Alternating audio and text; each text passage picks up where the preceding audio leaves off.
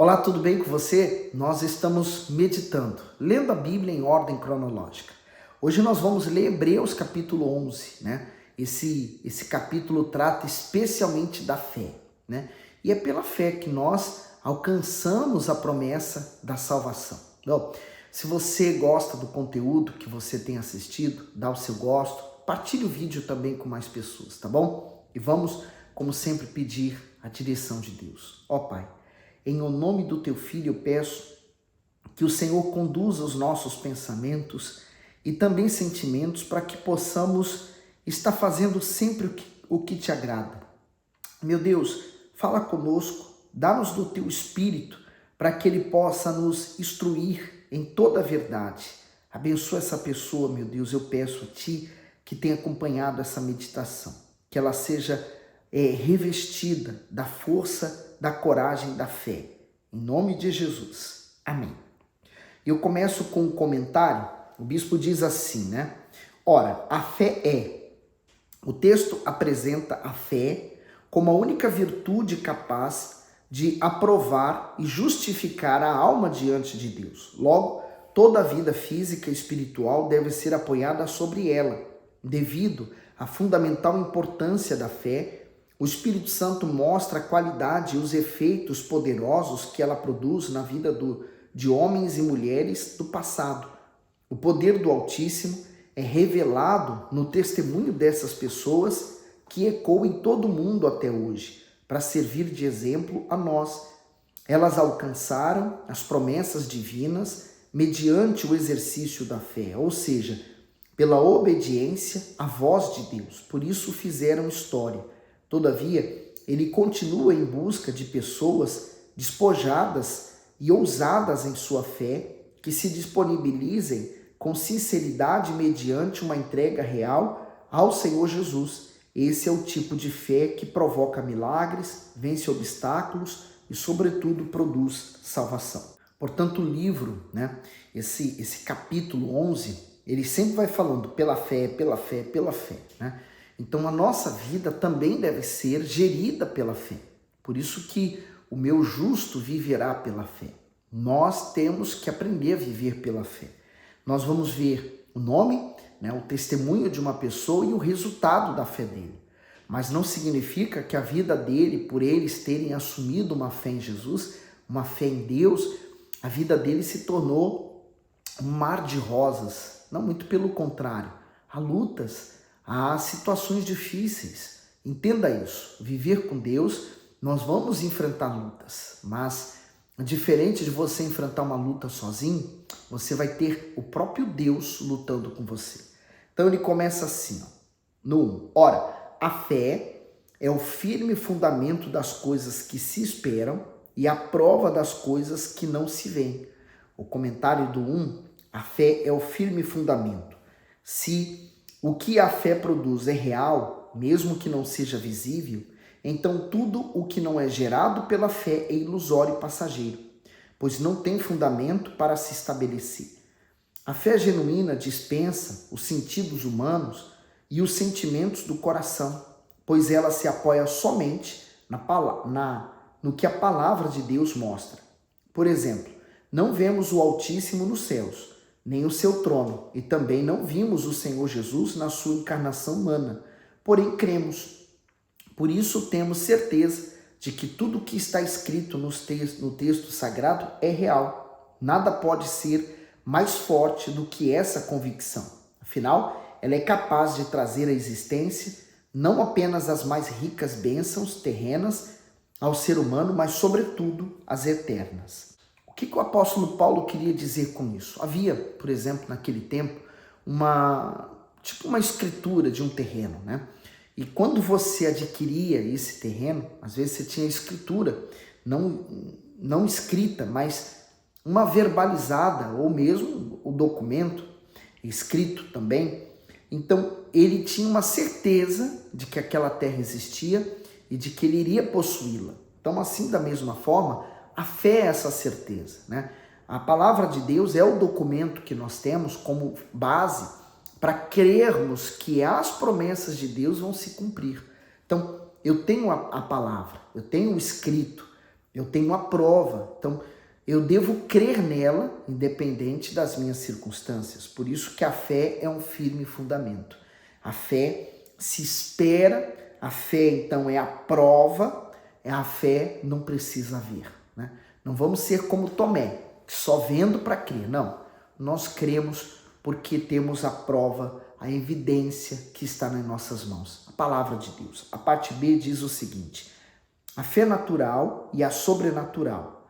Todos nascem dotados de fé natural, aquela que funciona em função das circunstâncias e se desenvolve no mundo físico. Ela é vista, por exemplo, quando cremos que ao tomarmos um determinado comprimido, a dor aliviará, ou quando entrarmos em um meio de transporte e acreditamos que chegaremos ao nosso destino. Porém, existe outro tipo de fé, a sobrenatural, que ultrapassa o entendimento humano e não se limita às circunstâncias, pois se desenvolve no plano espiritual. A fé sobrenatural foca exclusivamente no Deus vivo e em sua palavra. Por meio dessa fé, as promessas divinas saem do papel e se materializam na vida daquele que crê. A fé natural, toda a gente tem. É uma fé comum do ser humano, né? A fé natural, ela funciona no mundo natural. No mundo em que vemos, tocamos, sentimos, né? Sentimos o cheiro.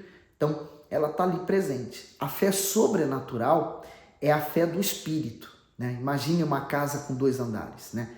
Digamos que essa fé sobrenatural, ela acontece no piso superior, enquanto nós ainda estamos no piso inferior, no primeiro piso. Então, eu não vejo ela, eu não sinto ela, eu não posso tocá-la, mas eu creio. E ela vai se materializar na minha vida. É isso, né? A fé do sobrenatural. Então, eu vou voltar no versículo 1 e vou para o 2. Ora, a fé é o firme fundamento das coisas que se esperam e a prova das coisas que não se veem, porque por ela os antigos alcançaram testemunho. Eu luto hoje para alcançar um testemunho, mas não testemunho de conquista financeira, material, familiar. Quero, claro, conquistá-los, mas, sobretudo, eu quero dar um testemunho quando eu chegar aos céus. Eu vejo lá na palavra de Deus que eles alcançaram o céu e qual foi a vitória que levaram eles lá? O sangue do Senhor Jesus. Então, eu preciso me manter na fé até o fim, para que eu possa também alcançar o testemunho, como eles que alcançaram. Aqueles que morreram em Jesus Cristo hoje estão salvos e eu quero morrer também na mesma fé. No 3, pela fé entendemos que os mundos pela palavra de Deus foram criados, de maneira que aquilo que se vê não foi feito do que é aparente. O comentário do versículo 3, a criação dos mundos. De acordo com as Escrituras, toda a criação se originou com Deus a partir do nada. Está lá em Gênesis 1:1. Isso diz respeito não somente à terra, ao homem, aos animais ou às plantas, mas também a todo o universo e ao mundo celestial, incluindo os anjos. Por isso o cosmos não é imperecível nem infinito, pois foi criado por um poder supremo. Este sim é eterno e absoluto. Devemos crer na criação, como foi relatado nas Escrituras, simplesmente porque o Altíssimo declarou e sua palavra é suficiente. Portanto, assim como até o primeiro ato divino exige fé e não compreensão, a posse de qualquer favor de Deus também demanda essa mesma certeza. Então, quem está com a vida no caos pode torná-la na mais perfeita ordem se exercitar a fé genuína no Senhor Jesus. E é tão maravilhoso, né? Quer dizer, pela palavra. Jesus é a palavra, lembra? Está lá no livro de João, capítulo 1, né? Ele fala que o verbo se fez carne. Então, o próprio Senhor Jesus, ele é o verbo, a palavra. E a palavra está em nós, né? O Espírito Santo é o Espírito da palavra que está em nós. Que perfeito. Maravilha. 4. Pela fé, Abel ofereceu a Deus maior sacrifício do que Caim, pelo qual alcançou testemunho de que era justo, dando Deus testemunho dos seus dons e por ela, depois de morto, ainda fala. O comentário diz assim: a alma da oferta. Em cada oferta no altar, há a presença de 3 elementos: o ofertante, a oferta, símbolo da alma do ofertante, e Deus, simbolizado pelo altar.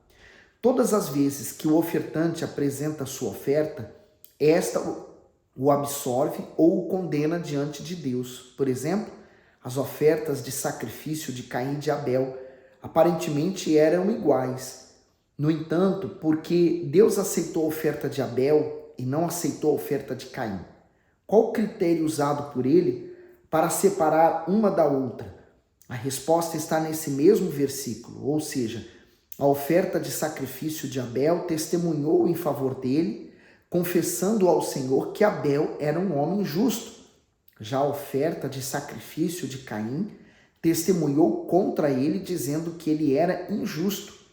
Isso significa que, enquanto nossas ofertas nos justificam ou nos condenam perante o altar, a resposta do altar é positiva ou negativa na vida do ofertante. Assim, a vida de cada cristão depende da sua oferta no altar. O Senhor Jesus já havia falado sobre esse assunto ao dizer: dai e ser-vos-á dado. Boa medida, recalcada, sacudida e transbordando vos deitarão no vosso regaço. Porque com a medida com que medirdes, também vos medirão de novo. Portanto, essas palavras do Salvador reafirmam que a vida do ofertante depende da sua oferta. Do jeito que ele dá, recebe. Se a oferta glorifica o Senhor, então o Senhor glorificará o ofertante com as suas bênçãos. Porém, se a oferta ofende ou desonra o Senhor, certamente a vida do ofertante será desonrada pelo Senhor. É toma lá e dá cá. Tudo depende de cada um. Então aqui já começa a lista. Começa pelo primeiro, né? Abel e Caim. E eu acho interessante, né? Porque ele fala pela fé Abel. Então foi Abel que teve a fé. Ofereceu a Deus maior sacrifício do que Caim.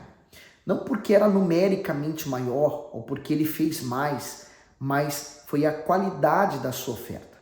Quando você, por exemplo, vai até Deus apresentar uma oferta, Deus não olha o valor que você traz na mão, mas ele olha para o que está dentro do seu coração, a expressão de fé. E aí eu sempre gosto de fazer essa menção daquela viúva, pobre viúva que entrou no templo para ofertar. E ricos vinham dar grandes somas. E ela veio com 2 moedas de cêntimos, de centavos. E ela entregou lá no gasofilácio. E Jesus, chamando os seus discípulos, disse: essa viúva, pobre viúva, ela deu mais do que todos os ricos. Os ricos deram grandes somas, porém o que os ricos deram eram sobras. Ela deu todo o sustento que ela tinha. Então, naquele momento, ela apresentou a maior oferta. Numericamente, a menor, mas espiritualmente a maior.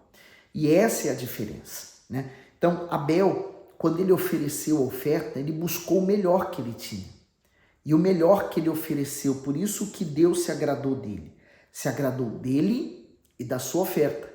Ao passo que de Caim, Deus não se agradou nem dele e, consequentemente, da oferta. Então, quando nós damos uma oferta para Deus, limpando a igreja, apresentando nossa oferta, nossos dízimos, evangelizando, falando de Jesus para alguém, para nossa família, servindo os nossos familiares, eu estou ofertando. Se eu fizer de qualquer maneira, de qualquer jeito, não tem como Deus me ajudar. Deus só pode transformar a nossa vida se, no entanto, nós fizermos o melhor. Então ele fala pelo qual alcançou testemunho de que era justo. Então, o próprio Deus aqui está testemunhando a respeito da fé de Abel. A parte B do comentário diz: o sacrifício de Abel agradou a Deus porque ele teve fé para oferecer o mais excelente do que possuía. Isto é, muito antes da lei ser estabelecida, Abel teve sensibilidade para entender que Deus merecia o primogênito do seu rebanho. Seu irmão Caim também desejou apresentar uma oferta no altar, mas não teve a consideração de tomar os primeiros frutos da sua lavoura, pois não atentava para a santidade, a grandeza e a justiça divina. Os dois irmãos poderiam ter sido honrados pelo Altíssimo, mas a fé e a intenção que estavam no íntimo de cada um gerou um grande contraste entre eles. O que determinou a aprovação de um e a reprovação do outro, quem tem a fé genuína é guiado por ela. Por isso o sacrifício de Abel prefigurou os sacrifícios que seriam futuramente instituídos na lei mosaica e tipificou o sacrifício do Senhor Jesus como o Cordeiro de Deus. Então a oferta representa a vida do ofertante. No caso do Senhor Jesus, Deus amou o mundo de tal maneira que ofertou o seu Filho. Ele não ofertou um anjo, mas ele ofertou o próprio Filho. Que Deus glorioso, Ele ofertou e o Senhor Jesus se ofereceu como sacrifício vivo, santo, perfeito e agradável por nós, carregando sobre si a nossa culpa e nos libertando da condenação eterna. Como não amar ao Senhor Jesus como esse, A parte C do comentário, Abel alcançou o testemunho. Na galeria daqueles que são exemplos de fé, a nós o nome do primeiro homem, Adão, pai de Abel, não tem espaço, pois lhes faltou fé para obedecer o Altíssimo. Portanto, a fé não é uma simples confissão, mas uma prova contínua de que cremos no Senhor. Por isso devemos testificá-la diariamente com nossas atitudes. Se Adão não teve testemunho para ser incluído entre os que creram, seu filho deixou tão forte legado que seu exemplo de fé se tornou imortal por meio das páginas das Sagradas Escrituras. Ou seja, seu sacrifício ainda fala, mesmo depois de morto, provando com isso que a fé tem poder tanto hoje quanto no porvir. Abel se tornou justo não somente diante dos homens, mas sobretudo diante de Deus, pois ele sabe reconhecer e exaltar aqueles que o honram. De fato, Adão não entra na lista aqui dos pela fé, mas ele se voltou para Deus porque, por último, depois desse problema que houve, o primeiro assassinato dentro da família, o próprio irmão Caim, por inveja, então matou o seu irmão Abel. Então ele teve que sair fugido. Deus o mandou embora. Mas Adão teve outro filho chamado Sete. Mais tarde, esse filho, então, ele honrou a Deus, diferentemente de Caim, E ele veio propagando a fé em Deus. Então, muito certamente, Adão e Eva tiveram mais filhos, claro, E a prova disso é esse filho que honrou a Deus, significa dizer que eles se voltaram para Deus, de alguma forma se voltaram. Agora no 5, pela fé, Enoque foi transladado para não ver a morte, e não foi achado porque Deus o transladara, visto como antes da sua transladação alcançou o testemunho de que agradara a Deus. Enoque, a história desse homem, Nós não temos muitas referências do que ele fez, mas apenas de que Deus o arrebatou da terra, Ele foi tão justo que Deus o tirou. A gente vai ver aqui nesse mesmo capítulo, mais tarde, sobre aqueles mártires, em que o autor aqui escreve que eles não eram dignos de estar na terra. Então, Enoque, ele agradou a Deus, de alguma forma ele agradou a Deus, que ele foi arrebatado, não foi mais achado, ele não viu a morte. E por falar na morte, aproveito para fazer aqui uma observação. Existem duas mortes, A morte do nosso corpo, que todos nós passaremos por ela, independente de quem está ou não está na fé, que é a morte do corpo físico, e ao enterro, e ao final, que é o corpo se tornar em pó. Mas a segunda morte é a mais prejudicial, porque essa segunda morte é a condenação eterna para o inferno. Quem vai passar por ela? Aqueles que rejeitaram o perdão de Deus, através do Senhor Jesus. Então, aqueles que rejeitam perdão, aqueles que rejeitam Jesus, estão rejeitando a vida eterna. Então, vão passar pela segunda morte. E para eles, o que está reservado? O lago de fogo e enxofre. Quem vai estar lá nele? Todos aqueles rebeldes, desobedientes, Aqueles que fizeram tudo de errado foram lançados lá, assim também como Satanás, os demônios, o falso profeta, a besta, quer dizer, e a morte também, porque aqueles que assumiram a fé em Jesus e morreram em Jesus, eles não verão a segunda morte, vão ressuscitar junto com Cristo. Então, esses vão permanecer vivos. E só lembrando, às vezes a pessoa fala a morte, então pronto, acabou. Não, a morte, nós recebemos um novo corpo.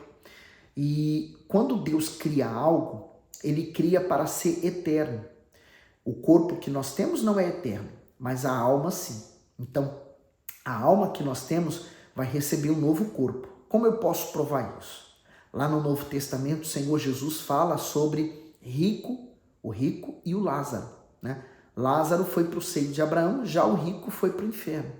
Mas você vê que o rico no inferno tem língua, tem sede, tem olhos, porque ele olha para o céu, ele vê lá Lázaro no reino de Deus, ele sente sede, porque ele tem língua, ele fala, porque ele conversa com Abraão. Então, nós vamos receber um novo corpo indestrutível. Então, as pessoas que vão para o lago de fogo e enxofre, elas vão para o sofrimento, para a dor eterna, afastados da presença de Deus. Eu quero terminar no 6, mas não vou comentar muito. Ora, sem fé é impossível agradar-lhe, porque é necessário que aquele que se aproxima de Deus creia que ele existe e que é galardoador dos que o buscam. A fé que agrada a Deus é a fé que está com Deus em todos os momentos, como no casamento. Quando eu casei com a minha esposa, eu jurei estar com ela na alegria e na tristeza, na dor e na doença, como também na saúde e na fartura. Seja qual for o ambiente que nos cerca, eu quero permanecer com ela até o fim. A mesma coisa acontece entre nós e Deus. É um casamento, né? Nós vamos estar casados com Jesus até o fim, até quando nós, então, descolarmos, a alma descolar desse corpo e podermos nos encontrar com Ele, e aí sim, estaremos para toda a eternidade com Ele. Mas, enquanto estou aqui na terra, eu tenho um juramento com Ele, de permanecer fiel até o fim. Você tem sido fiel à promessa, ao voto que você fez com Deus? Então, não desanime. Siga em frente, porque no final nós vamos vencer. Que Deus abençoe até o próximo vídeo e vamos continuar nesse mesmo capítulo.